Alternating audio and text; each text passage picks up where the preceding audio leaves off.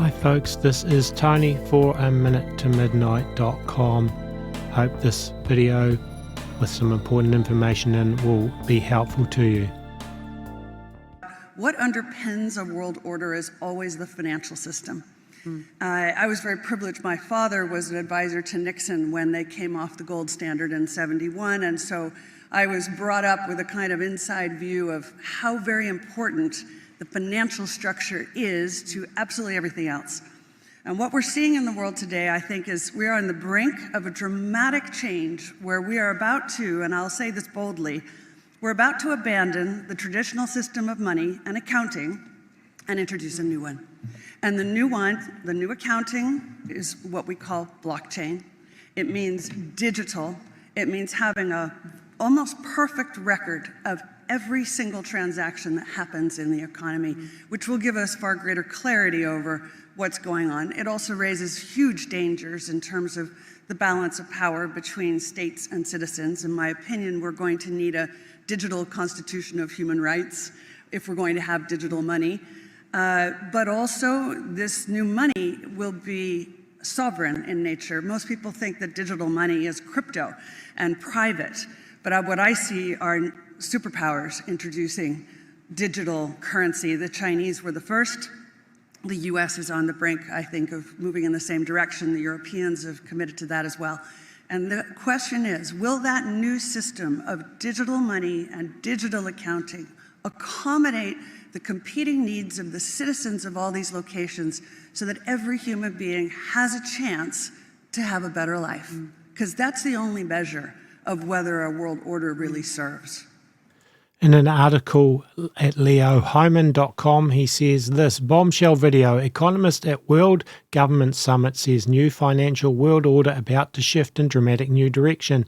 The World Government Summit is underway this week, which was last week, in Abu Dhabi, and we've already got a bombshell to report. Dr. Pippa Malmgren, a top American economist who served as a special advisor to former President George W. Bush, made a statement that confirms everything myself and others have been reporting for quite some time, that a cashless society is looming just around the corner. And you've seen the video of her. Who is Pippa Malmgren? She's a globalist and an elitist. Her father, Harold Malmgren, was a senior advisor to President John F. Kennedy, Richard Nixon, Lyndon Johnson and Gerald Ford. Pippa has also advised presidents and prime ministers around the world. One of her favourite topics over the last 2 years has been the upside of COVID. Like Klaus Schwab at the World Economic Forum, she sees COVID as an opportunity to transform the world. Further down in the article, Leo Hyman says the following: the new monetary system Malmgren is talking about with such enthusiasm will not only be digital, it will be centralized and it will be programmable, which means the central banks will have complete control over your money and will be able to program it so that it can only be spent on certain things or in certain places. What's the bottom line? Once we get digital programmable money, where and how you'll be allowed to spend your money will depend on your social credit score. This money will be linked to everyone's personal digital identity. The digital ID marks the other pillar of the new digital economy that they haven't really told you about yet, but if you read their documents at the World Economic Forum, you know it's coming. As I've stated before, the entire Great Reset hinges on two things: the establishment of a global digital currency and a global digital identity for every man, woman and child. Now, I've said many times that I believe Vladimir Putin is also, well, he's not anti-New World Order or any such thing. He is fulfilling his own role in this theatre that is taking us to towards world government.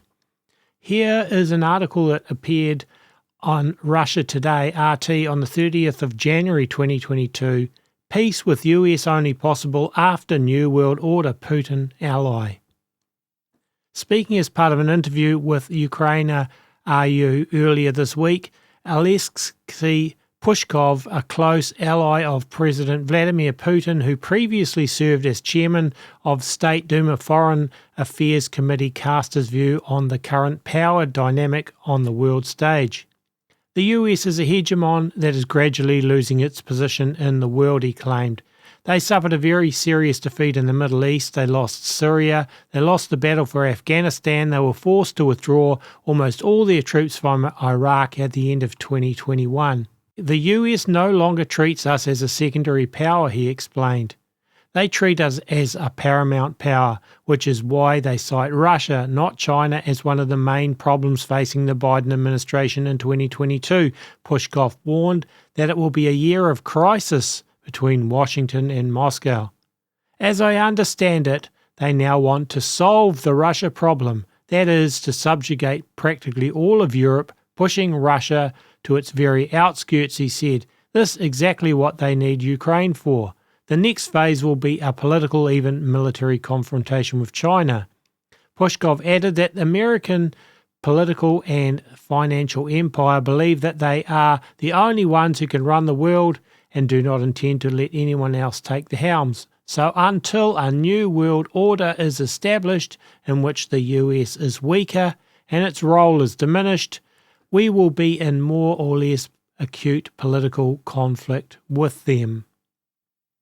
Very interesting, and this was before the war in the Ukraine. I've shown before how Klaus Schwab has introduced Putin as having been a young global leader at the World Economic Forum, and Vladimir Putin has actually had close ties since the 1990s with the World Economic Forum. And also Zelensky from the Ukraine. He has had ties with the World Economic Forum and Klaus Schwab as well. So really, I think there's a lot of theatre, but the end goal is world government, regional governments merging into a world government eventually, and each of these players is having a role in it. And the United States cannot remain as it was the sole sort of power, superpower, running things. So the Biden administration is weakening America day by day, and it's all part of the plan to bring everyone closer to the world government scenario.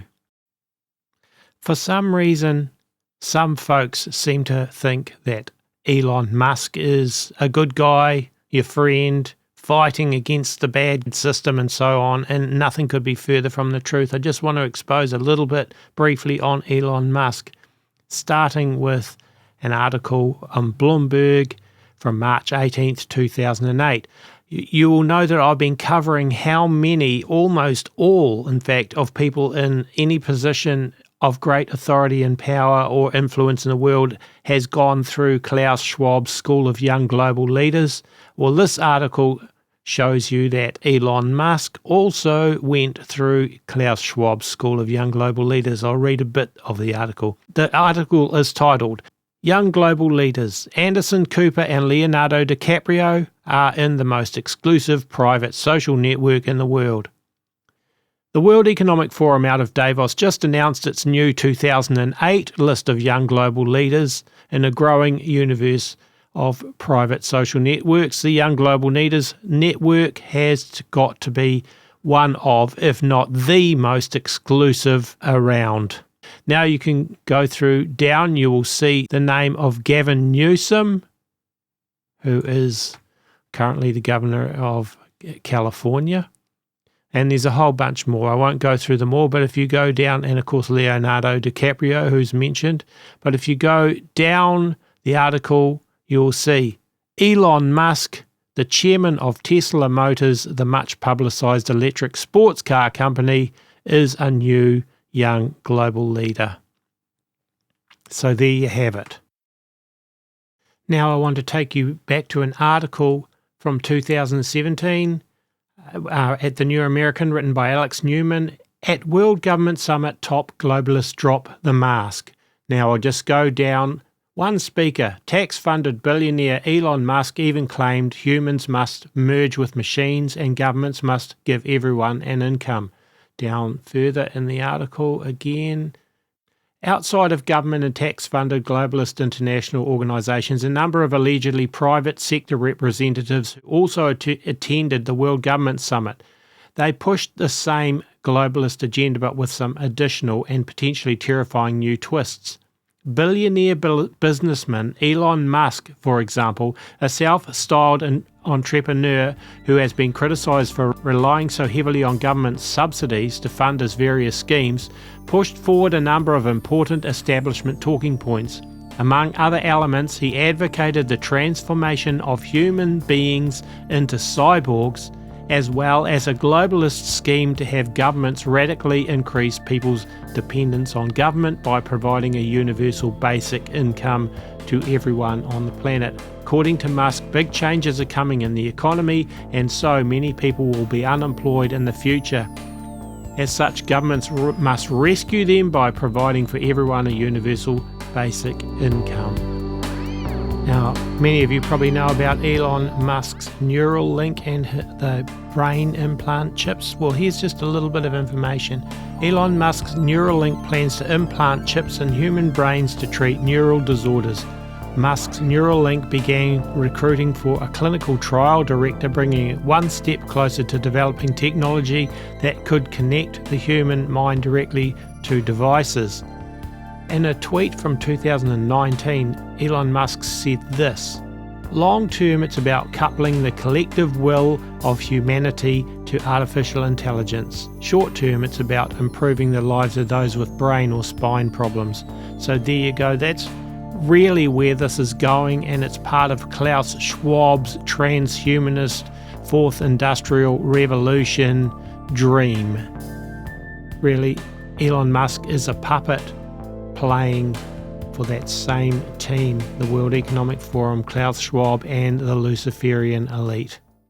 Folks, the world is changing rapidly and not for the better, and people in all walks of life are going through trials, various trials and tribulations, all sorts of ones, and many are struggling, going through things that they can't see their way through. And for those of us going through tough times, it can be very hard when you can't see the outcome, you can't see where it's going, and we can wonder how on earth we're going to get through the trials that we're going through. But we must keep trusting in God. I want to read from James chapter 1, where it says in verse 2, "My brethren, count it all joy when you fall into various trials, knowing that the testing of your faith produces patience. But let patience have its perfect work, that you may be perfect and complete, lacking nothing. If any of you lacks wisdom, let him ask of God, who gives to all liberally and without reproach, and it will be given to him. But let him ask in faith with no doubting, for he who doubts is like a wave of the sea driven and tossed by the wind. For let not that man suppose that he will receive anything from the Lord. He is a double-minded man, unstable in all his ways." In John 16:33, Jesus said this: "I have told you these things so that in me you may have peace. In this world you will have trouble, but take heart, I have overcome the world." And folks, when we are going through really tough trials and things can seem hopeless, we must remember to take heart that Jesus has overcome the world and our reward is eternal if we get through these tough times. It's not a temporal reward but an eternal one. So I just hope that encourages some people to just hold on in the midst of any trial that you're going through. That's all I'm going to cover in this video. Please make sure you are subscribed to us at aminutetomidnight.com. And also, A Minute to Midnight is and has always been run 100% by donations. We've never sold any products, never used Google clicks or advertising or anything like that. It's all been run by donations. A big thank you to the people who have been helping through donating, those that have been helping long-term consistently, and those that have given just one-off gifts, either big or small. They're all so much appreciated. I want to say a big thank you to all those folks that have donated and do donate to A Minute to Midnight. And if you want to help out and you're hearing, you can donate at aminutetomidnight.com. And the music used in the shows I've written, played and recorded. God bless, folks. That's all for this video.